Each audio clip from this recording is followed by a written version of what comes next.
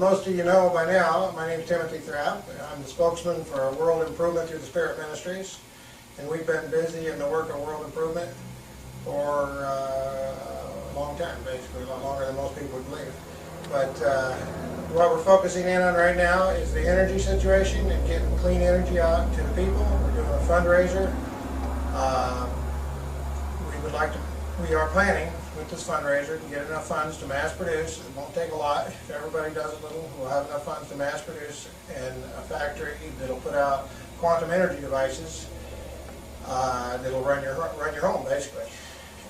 So everybody pray about it. After you see this video, pray about it and do as the Lord's leading you to do. If He leads you to give $1, give $1. If He leads you to give $1,000, give $1,000. Whatever it is, the Lord's leading you to do. And the Lord will speak to your heart. And what we have here is an older style quantum energy device. This particular style was developed approximately 20 years ago by our ministry. And you'll see it working. Should I go through all the parts? Yeah, go ahead and explain all the parts. Okay. Basically, we'll start over here at one end, and this is a variable transformer to control the speed on the motor, the drive motor. And this is the standard drive motor. It's not been altered. It draws 7.4 amp volts. That's what it's rated. And so it gives you an idea. You can do the computation to see what the horsepower just on the motor, what it requires that motor to run properly. And what's the little...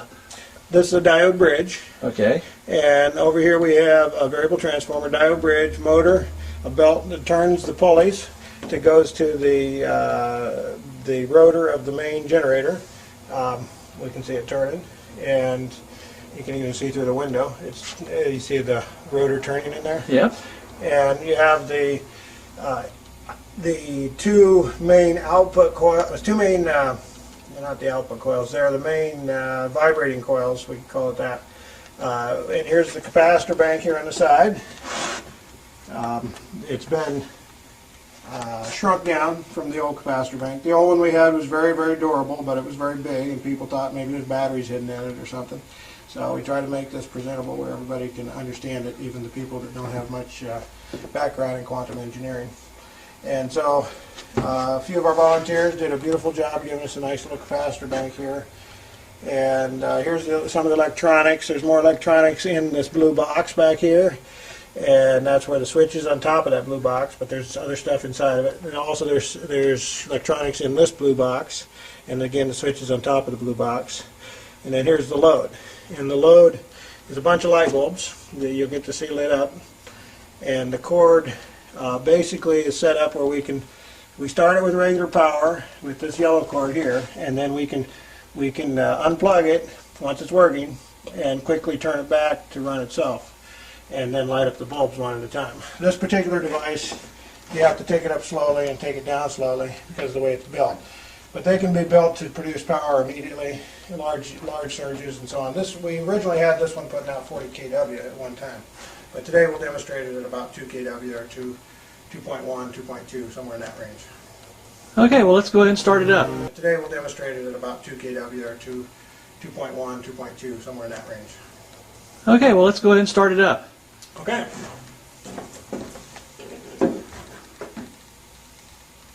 Starting it up, we'll plug it in. We make sure everything looks all right. There's nothing loose, nothing messed up, as near as I can perceive. Everything looks like it's supposed to be. And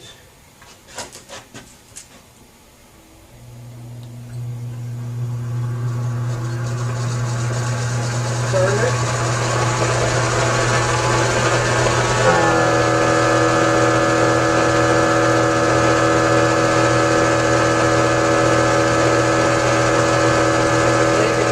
By the sound where it's right and where it isn't. So let's make sure we got power.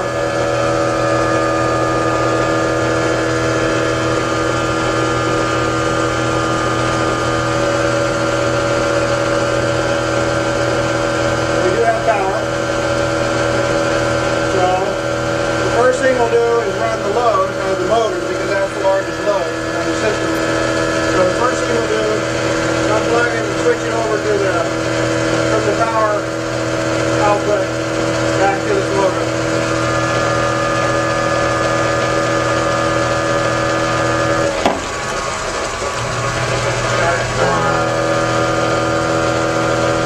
right there's a little trick, but sometimes it doesn't work right. Okay, so basically it is running itself now.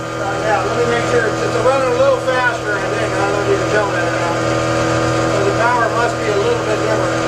We keep it pretty close. That's supposed to be exactly, when I looked at it on the scope, it was exactly the same as what's coming out of the wall as far as 60 cycles and the right voltage. What happens is the power input changes depending on the time of the day. The power comes from the power company. It changes in voltage. It actually goes up and down. Some days it'll be 115, other days it'll be 124 around here. So that's why it's a little different just now. Anyway, we don't need that. Let's light up some lights, unless you have any other questions. Nope, I think that's good.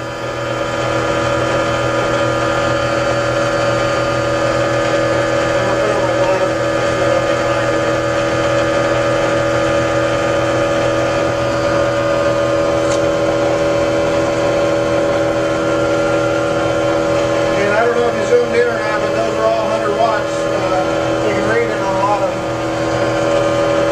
Give people an idea how much power it is.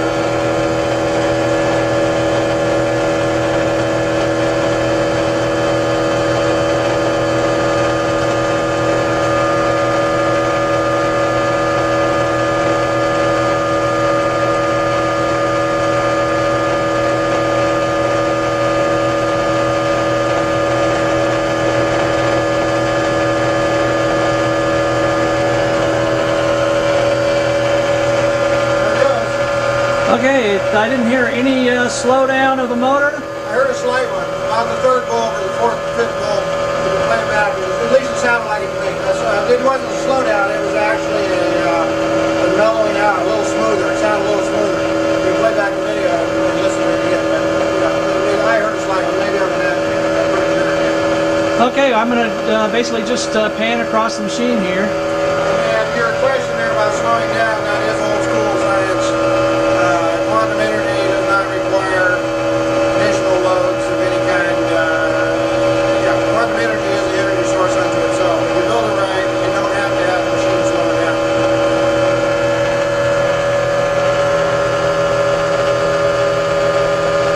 It looks like you've got, what's that, 14 light bulbs burning. Yeah, we didn't turn on one, I guess.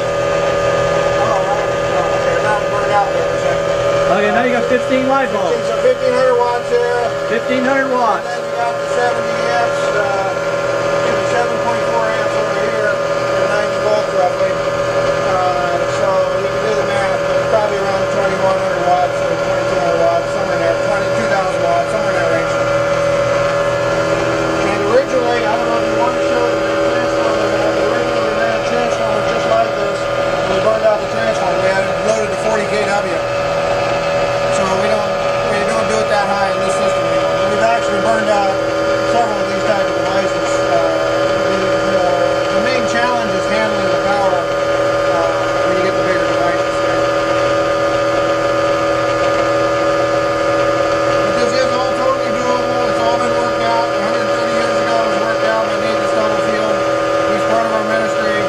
Tesla, other people worked it out, and this is not lost. It's not secret. A lot of it's in the public domain. All of Tesla's patents are in the public domain. Tesla's patents have to do with this. We've taken it further. They didn't have electronics in those days. That's right. They didn't have electronics in those days, so we've taken it a little further than Tesla had it. And so we've got other patents besides that. But the patents are not the main thing. The main thing is getting this to the people. The main thing is that the people can benefit. And so that's why we're focusing in on the factory. We're focusing in on getting these things mass produced. So what we've got here is a self-running generator. It's basically providing over 2,000 watts. This will run indefinitely without fuel.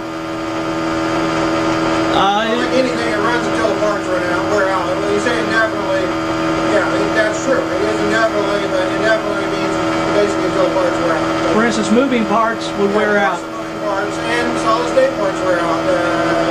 Televisions go bad, computers go bad, they're all solid state, they still go bad. There's still parts wear out. Cell phones go bad, different things. Okay, so really the the really special part of this technology is the rotating generator in this machine, and you might talk just a little bit about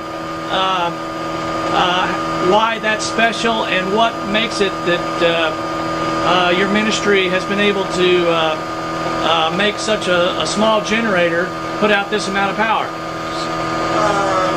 Why it's special? Yeah, why it's special and what the technology is that's A actually... little bit about the technology. Okay, basically there's many types of subatomic particles, and it's the way you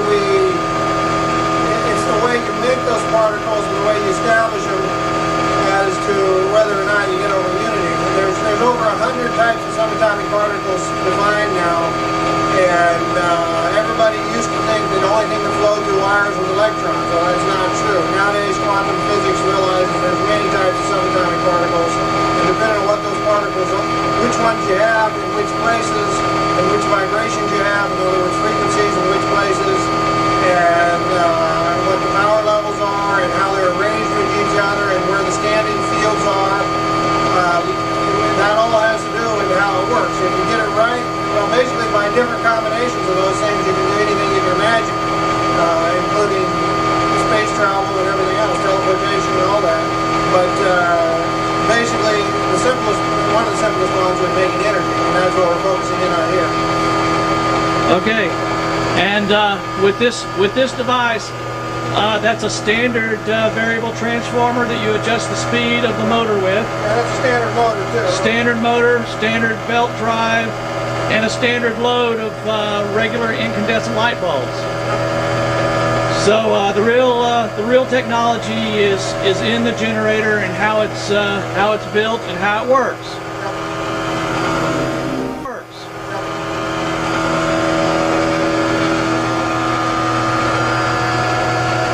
All right. Well, I guess where would people find out about this?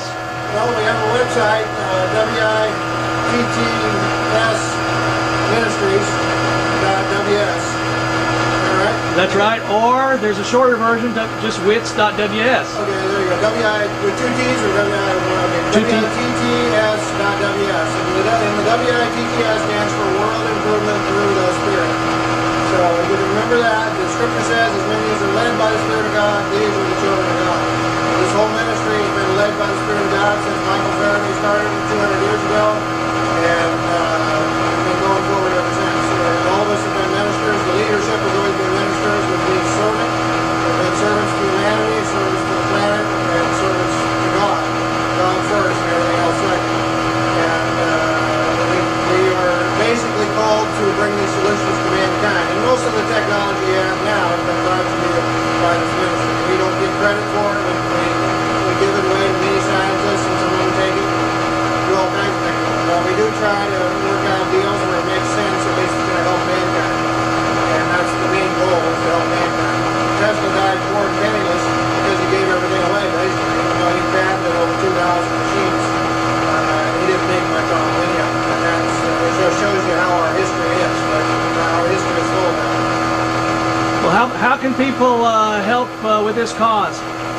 Please make a donation. Like I say, this is a fundraiser, so if we can raise not much that we need, if 300 people start tithing faithfully, or if maybe a few thousand people make a $10 donation or whatever, we'll have enough to build the factory and we'll start mass producing. As soon as we get to 300 tithers, we'll be mass producing within 1 year. That's the goals that are involved, and I do think they're realistic goals. Okay, well, thank you very much. Would you like to bring the machine down now, and I'll do some close-up shots. I didn't think of it, but when you need a pair of gloves to bring it down properly, you want to unload it a little at a time. So let me grab a pair of gloves here. Walk here and pull it out.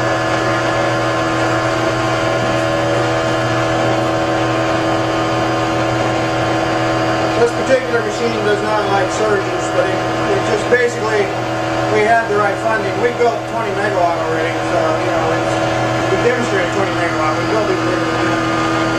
If you build it right, you can have a surge. But the issue here was what the malfunction.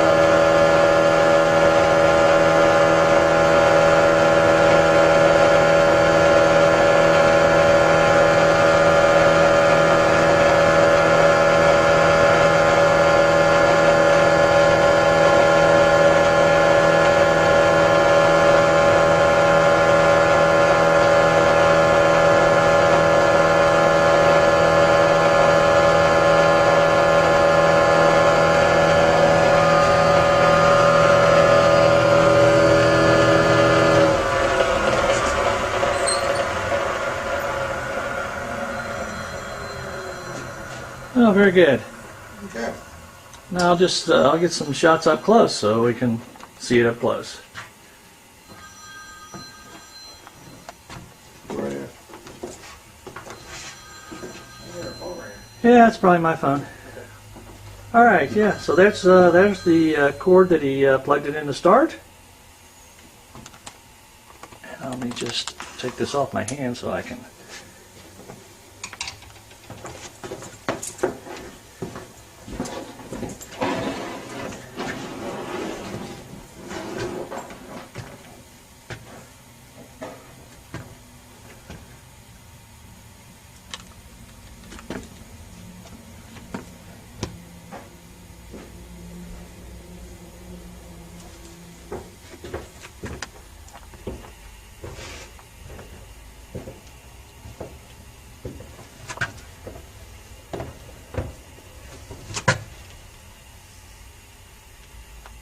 Back side of the machine.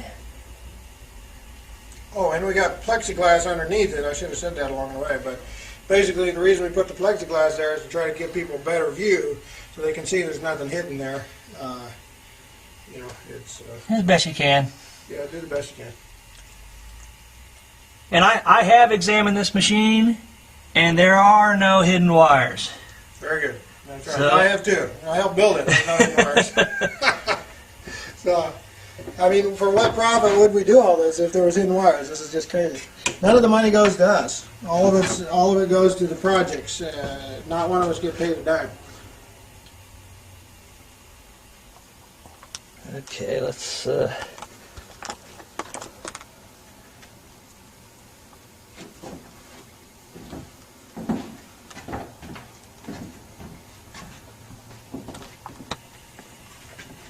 Let me turn off the inverter part of the circuit. All right. Make sure of that.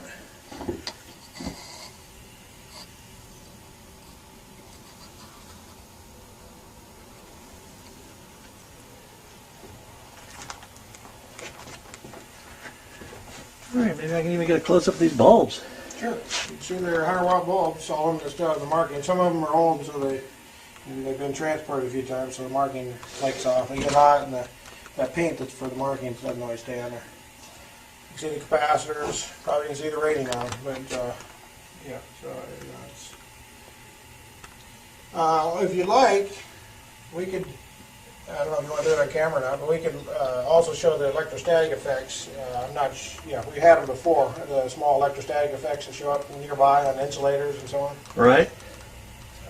It's up to you if you want to see that or not. We'd start it back up and take a Ne2 bulb and put it there at the capacitors and so on.